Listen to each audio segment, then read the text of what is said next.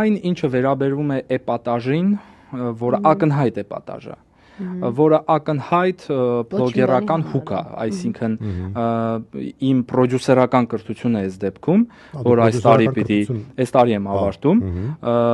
ավարտական լսարանում եմ, դիպլոմայինի վրա եմ աշխատում, ու այդ պրոդյուսերական կրթությունը բավականին թարմ կրթություն է, այսինքն ինչ որ առումով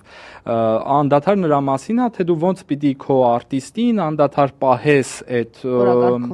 օրակարգում եւ այլն, այսինքն դու հասկանում ես, որ դա սովորական հուկ է, օքեյ, էպատաժ արեց, ինչի համար, որպեսզի մենք չքննարկենք այն, ինչի մասին արդեն դուք երկրորդ անգամ ասեցիք։ Այսինքն ես կտրուկ առանձնացնում եմ էպատաժը,